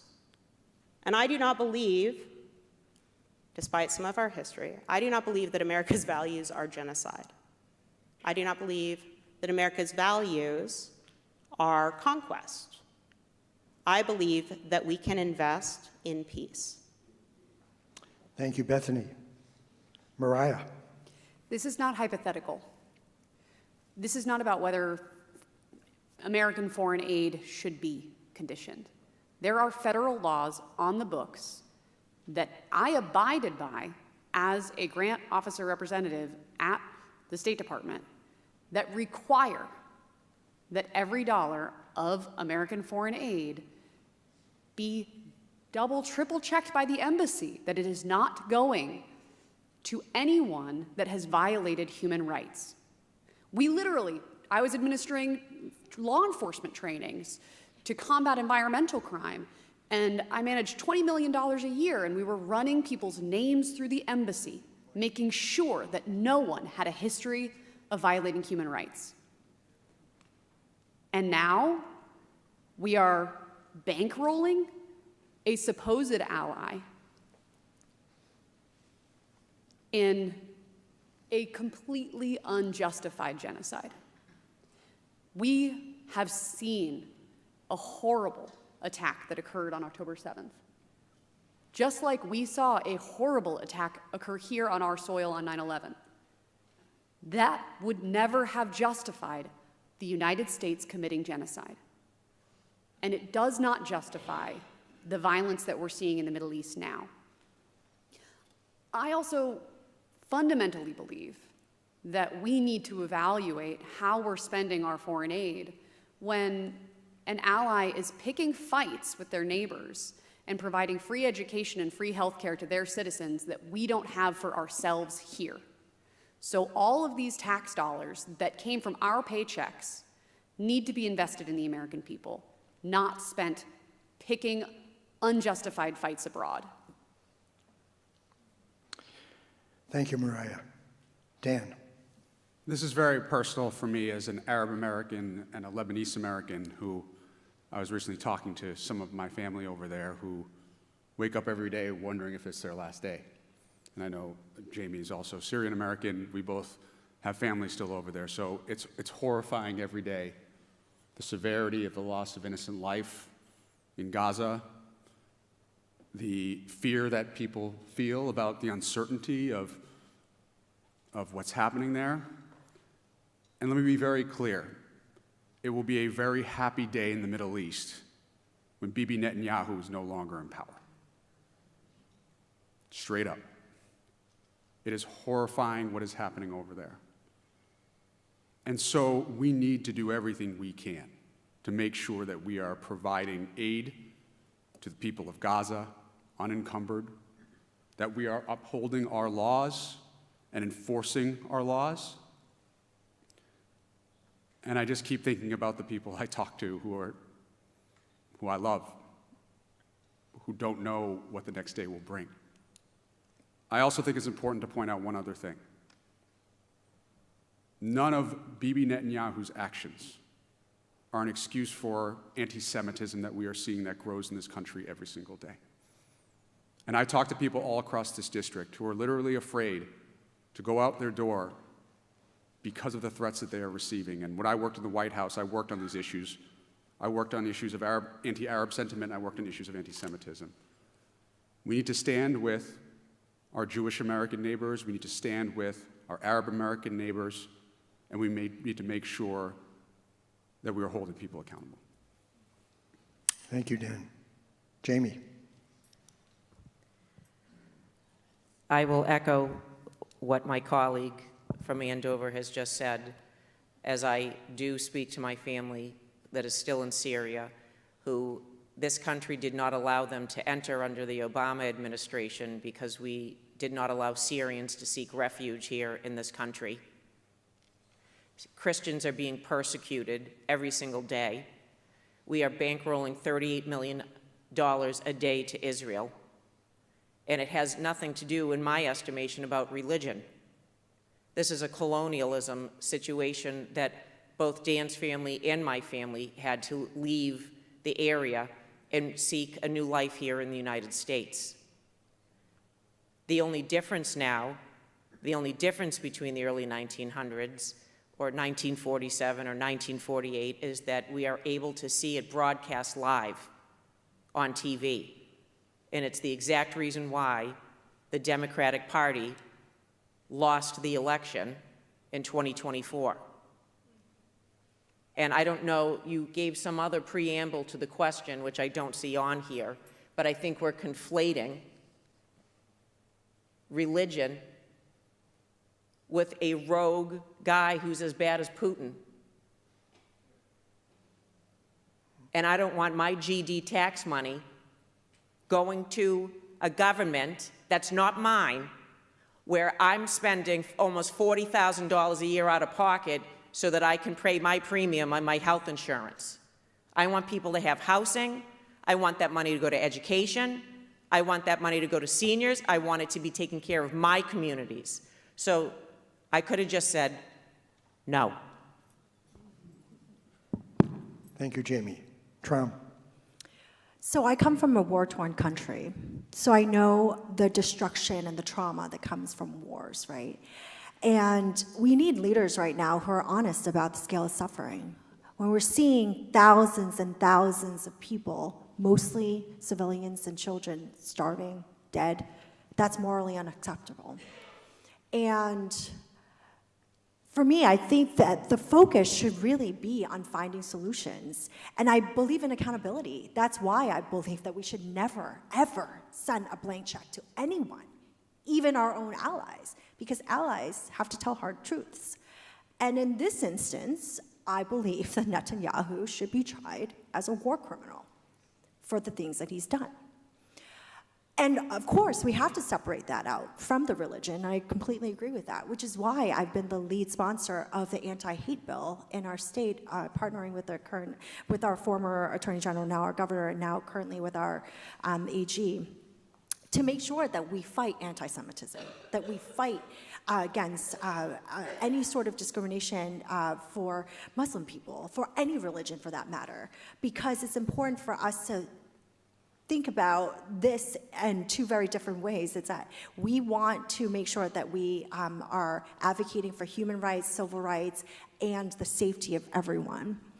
And so conflating those issues could be very harmful and problematic, which is why it's so important for all of us to be able to have this very important conversation about what is happening in the Middle East is completely separate from our neighbors and friends here and how we can build a more welcoming and inclusive community for all. Thank you, Trom. We will have a question with 1 minute to answer. So Joe, we will do question 7. And Rich, 1 minute timing on this. Name a leader, past or present, whom you admire, and explain what about their leadership you would most like to emulate. Dan. So I talk about the first politician I ever worked for in my life in his mailroom, and that was Ted Kennedy. Ted Kennedy, I think a lot of people in this room still have a saved note handwritten from Ted Kennedy, or remember seeing him at a local, there you go, you know what I'm talking about. No one ever doubted how hard he fought for Democrats, for the most vulnerable, how many resources he brought to the district, as all of you know, but he never forgot where the local part of this, to be present, to listen to people, to help our most vulnerable. I was so fortunate to learn from him, the Mayor Menino after that, to Marty Walsh, to President Biden. And I hope to emulate that kind of public service if I'm fortunate enough to get elected. Thank you, Dan. Bethany. So Teddy Roosevelt had the clarity of purpose to stand up to his own party when he discovered how corrupt it was. He was able to change America and reform a government that most people thought was too far gone. And he didn't do it by himself. He stood up to the rail barons, and he organized with farmers across America to restore the promise of American democracy. And we can do it again. Thank you, Bethany. Trom. I like to say that a leader doesn't have to have a title. We're all leaders in our own rights, and we have to remember that. Which is why, for me, the leader that I admire the most is my father, who sacrificed his entire life, essentially 8 years as a political prisoner, fighting for democracy and freedom, and then continuing to fight to give his daughters the opportunity to be here. And now continuing to be very much engaged in so much of politics and giving back to the community. That's what I want to emulate. Someone who's dedicated to the people, who's dedicated to his family, and who's willing to make all huge sacrifices for the future. And that's what I continue to inspire me every single day. Thank you, Trom. Mariah. I did not have an answer to this on the tip of my tongue, so I've been thinking frantically. But fundamentally, FDR. He took an economy that was very much like this one, deeply rigged, deeply structured to benefit, as we would say, the 1%, and completely turned it on its head. He invented structures of social safety nets that have supported people for generations, and we are watching them be imperiled now. But we are also watching a generation of folks that are not career politicians, but are normal, everyday working people who understand the value of the policies that FDR put in place a century ago and are ready to take a bite at the apple to try to restore the integrity of the America that he imagined. And I also shout out Eleanor Roosevelt, too, because goodness knows he didn't do it alone. Thank you, Mariah. John. Sorry, I'm going to break the rule and say 2. 1, growing up, I had 2 things on my wall, a cross and a picture of John F. Kennedy. And the JFK, again, was my first big politician and someone who, just the message of public service and protecting everyone's rights. The second is my father. He was a local selectman, but probably the most selfless person I've ever known. And he showed me the value of respecting others, common decency, and what you could do if you put people first and you're active in your community. And those values are what we need to get back to as a country. I know there's a lot of us versus them, but we need to get back to those values to getting things done. Thank you, John. Jamie. I made mention of Joe Moakley, and so that is something I generally rely upon. But I will go to my great aunt, Alice Fitzgibbon Del Rossi. She ran for the open seat, John, that you're not going to run for, in the state house, and it was for Stoneham and Reading and Melrose, and it was 1965, and she was a mother of 4. She had worked with Ted Kennedy. My grandmother's brother was the first casualty in the Vietnam War. And she ended up running, and she beat 6 guys in a primary. And here's the kicker, because they did this to me. They redistricted the district while she was running. And she ended up losing. But she ended up becoming the first female select board chair of Stoneham. And there is a portrait of her going up on the wall in honor of the first female leader of that board. And I get a little bit of that feist in me here, so thank you. Thank you, Jamie. And now it's time to close. We obviously have 6 great candidates to choose from. You each have 3 minutes to give your final remarks, starting with Trom. First of all, thank you so much to the organizers and for all of you for being here. I'm so grateful for this opportunity to share my story and my vision for how we can work together to advance our shared values. And that's the most important thing. So for me, I've spent my entire career fighting for working families, lowering costs and defending our democracy, because all of these issues are very personal to me. They're not theoretical. I understand what it means to not be able to have a secured housing. I know what it means to be food insecure. I grew up in an immigrant working class family where I saw my dad delivering pizza and Chinese food, not making minimum wage, not understanding their rights, and for sure did not have health insurance. But I saw how they stretched the dollar every single day, and because of good government, because of good policies, I'm able to be here today as a proud product of the public school system, as someone who's benefited so much from investments in me, that a 5-year-old girl who came to this country not knowing a word of English became the first person in her to go to college and then to law school. And rather than going to a big law firm, I chose to give back, to be a legal aid attorney, to help the most vulnerable among us, because I believe in that investment in people. I'm the living proof that the American dream is what it should be. But that dream is so far away for so many people now that this is why I'm running for the federal level, to keep that dream alive. But in addition to my lived experience, I've also worked as both a legal aid attorney and a union member who has championed issues that we're hearing across the board: affordability and lowering costs for working families, and making sure that we are working with communities to get you the things that you need to live, work and play and thrive in your own communities. And that's what I've been doing my entire career, and I want to be able to continue to do that. I didn't dream of being in politics. I tell everyone this. I'm an accidental politician. I ran in 2018 because there was a MAGA Republican who was in this seat, and I challenged him. In fact, he filed a bill that would have allowed police officers to stop anyone who looks illegal. Does that sound familiar to all of us?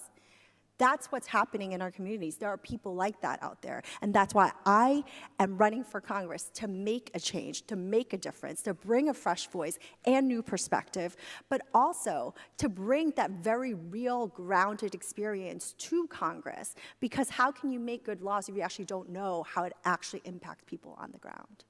And that's why I hope to be able to earn your support, your vote, and your consideration in this race. And I look forward to answering more questions and staying engaged with you all for the rest of the campaign. Thank you so much.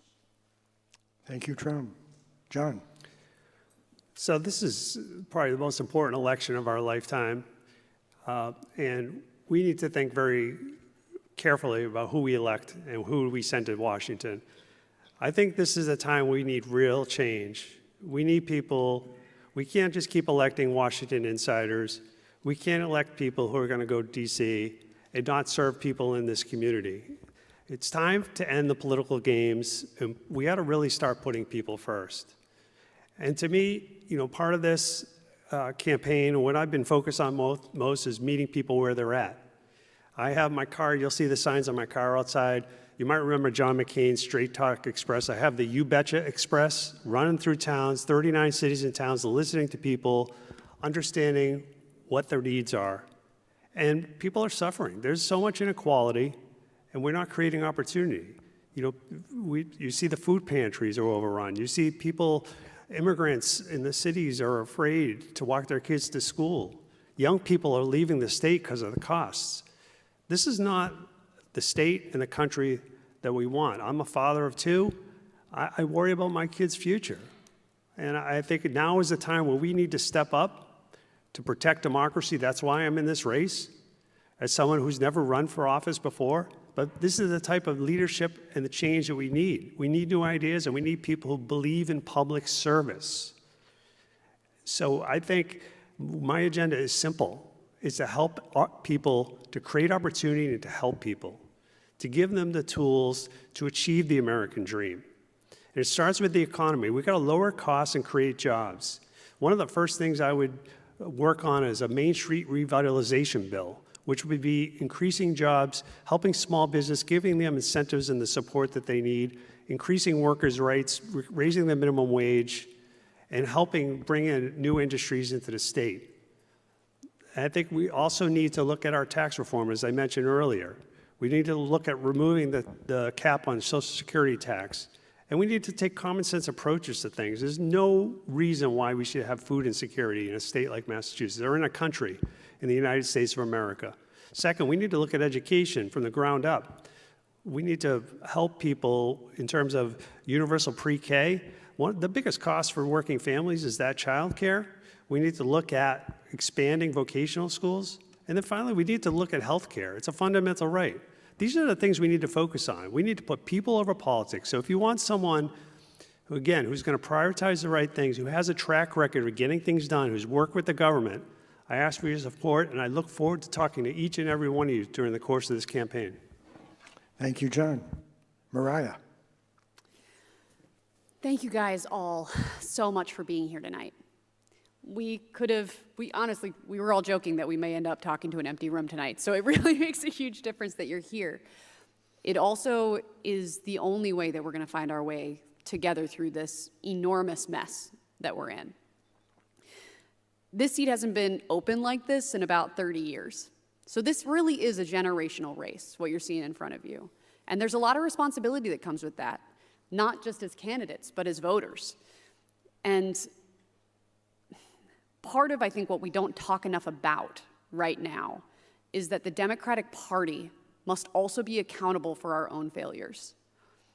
I was living and working in DC as we were approaching the 2024 election, and I heard Democratic insiders working on the Hill saying things like, don't worry about it, the Democrats will fall in line. And that's when I knew we were going to lose, because the complacency and the complicity of the people within our own party led us here. We have a choice this year to redefine the Democratic Party. The Democrats that lost us the 2024 election may still have a lot of the money, and they may still have a lot of the microphones, but we have the power. The people in this room have the power to decide what kind of Democrat you want to send. We are in a time of existential crisis. We are battling an authoritarian in the executive branch, and even the Speaker of the House is trying to usher in a theocracy. And it is overwhelming, it is demoralizing, it is frightening, and I suspect that if it wasn't so overwhelming, this room would actually be a lot fuller. A lot of folks are turning away from politics this year, even though it's so important, because they're exhausted, they're feeling hopeless. So what is our job as candidates? What is my job as somebody who is auditioning asking you to vote for me to be your next representative, it is not just to be able to diagnose the issues. We all can look around and see the problems that are going on. It's also to be able to remind us that there is another world beyond this moment. We have to retain our hope because it's not too late. America is not beyond saving. The game is over when we stop trying. We lose when we disengage. So I've told this to a couple of people. I know I'm running out of time, but I felt like my options were to burn it all down, flee the country, or run for office. So I chose the one that felt most productive. So if you like what you've heard from me tonight, what Thank I will you, tell Mariah. you, yep, on my website, Sorry. marialancaster.com. Dan? So when President Biden called me last week to endorse the campaign, he signed off by saying, "Keep the faith, pal, we got a lot of work to do." And it's a reminder that despite so many scary things we've talked about today, so many reasons to feel down, check out, and not engage, that I think what's inspiring about every candidate on this stage is that there's such reason for hope. Hope that America believes in itself to stand up against this president, to stand up against illegal wars where we're spending billions of dollars a day that could go to help so many people in this room. Hope that we can stop these ridiculous and un-American ICE raids all across our country while we watch American citizens get killed in cold blood and members of the House of Representatives try to cover it up or make light of it when body cam footage still exists that isn't released illegally. That there's still hope that we can restore a government that people can believe in. That when people check out and don't vote, that they've given up, but we give them a reason to not give up and get back involved. So we need to not just stand up to Trump's corruption and have a fighter who will fight every day, but someone who understands how government works, not just at the federal level, but at the local level, so that it's helping every single person in this room make your lives easier. Not giving tax cuts to people like Elon Musk, but giving tax cuts to the middle class. Making sure that the select board members and city councilors and mayors in this room have the local aid that's flexible and quick so that you can take care of the priorities that you need. It's understanding that these ridiculous policies of the president is just making life more expensive for everyone. It's causing a severe whiplash that are making our dollar weaker. Our dollar is now 10% weaker in the last month or so. It just came out. That all of these rising prices are just making it harder for all of us to live. And so instead of cowering in fear, that we need to double down and fight back for the country that we know and love. I've been fortunate to have the experience to be able to know how to do that. And I think it's time we brought some hope back to our government, give people something to vote for, and make sure that this corruption of Donald Trump goes away and that we never, ever have it again. So I humbly ask for your support and vote. Please go to codeforcongress.com. Thank you. Thank you, Dan. Jamie? Thank you. I'm very settled in my life. I married the kid that I fell in love with when I was 15. I have 2 beautiful daughters. I have my own nonprofit in D.C. I've already been an elected official. I'm a current elected official. I'm from Reading. I live in Topsfield. Life is great. But it would be egregious for me not to take the background and the passion that I've had since I was 8 years old and stood in front of the select board and said, "Don't build houses behind my house," with my handwritten note. Or the experience I had in student government at Reading High, or when I was a delegate in student government at Salem State, or when I ran for office 6 years ago for the same reasons and now they're worse. Okay? I'm offering experience in a fighter. Yes, I know I'm going into a burning building. Thank you, Richie Neal, for telling me that. I was very well aware of it. When I ran for Congress in 2020, 20,000 people put their faith in me against an incumbent candidate. And that means I've received more votes from people in this district than any candidate in this race. When I ran for state rep in 2021, I said before I flipped a seat blue that had been red for over 160 years. I'm used to taking on tough fights, challenging the status quo, and winning, and I'll do that again with your help. Politics as usual, simply not good enough. We had the House, the Senate, and the White House, and we did nothing. We could have codified Roe, we could have passed comprehensive gun reform, we could have passed Medicare for all, we could have taken care of immigration, we could have got money out of politics, but instead we bankrolled a genocide overseas and lost Michigan because they voted uncommitted. This is because Democratic leadership answers to the same interests as the Republicans. Defense contractors, corporate PACs, money, APAC, TikTok, IG, you name it. Get off the IG and put the camera away. Start working for the people that sent you there. They are not looking for you to be online because they're too busy figuring out how they're going to pay their bills. I will answer to the voters of this district where I was born and raised. I'm a product of this place, and I'm proud. I'm able to sit here tonight because I went through the Reading Public Schools, because I graduated from Salem State College, because I had enough money from working my butt off since I was 15 to put a down payment on a house. That's not even possible right now. As a constituent, I will never support candidates who take dark money, AI, Palantir, the Epstein class. I don't support the establishment. I don't support what we've been doing. I don't support the same people who stay silent on sexual predators, pedophiles, give a nod to the Epstein class and say, hey, you know what? He was a nice guy. They just happened to get themselves in a bad situation. I'm going to say something, and I mean this with all my heart. Listen to women, trust women, and put women into politics, and this world's going to be a much better place. Thank you, Jamie. Thank you. Please hold the applause. Bethany. So I first got involved in Middleton politics, holding a sign outside a municipal election that said, support all students, vote for Roger. And this was remarkably controversial in Middleton because there was a candidate running for school board on the platform of he didn't like trans people like me. And I was the first non-binary person a bunch of people in Middleton ever worked with. And years later, they are used to me because we're normal people. Some of us really care about affordable housing, right? We want to fill the potholes. Visibility is a double-edged sword. It brings attention, it brings anger and hatred, and it brings community. Because that day, I made friends with Roger and Kyle and Carolyn. And Roger and Kyle and I rebooted the Democratic Town Committee, and we organized against the MAGA candidates that were trying to tear down our local government, that just want to watch the world burn because they are mad. And I understand that people are frustrated. It's a frustrating time to live in. If any of you have had AI introduced at your work, do you get to go home early because you're doing more work now? Or does your company expect you to do more work for them for no extra pay?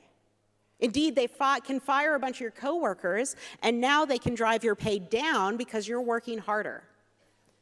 And that is what we are going to face as AI takes over every part of our lives. And I know that software touches every part of our lives because I've built software for primary care doctors. I built software for stock exchanges. I wrote software for the 2016 presidential campaign that tried to stop Donald Trump the first time. And that was the most impactful election of our lives. And then 2020 was the most impactful. Every election right now is the most impactful election of our times because our system is so broken that one step out of line can spell doom. That hatred for people like me can turn people out to vote to light their own jobs on fire. But we don't have to be overwhelmed. We can stand with our sign, we can make friends, we can regulate these new technologies, and I'm not starting by needing to have somebody write me a book report. I already understand the technologies. I understand how we can make them work for us. And please go to bethfordemocracy.com, join us, chip in $5, $10 to help us address these technologies before they doom us all. Thank you. Thank you, Bethany. Before we wrap up, I have a literal housekeeping matter. When you leave the auditorium, which we'll need to leave as soon as we wrap up.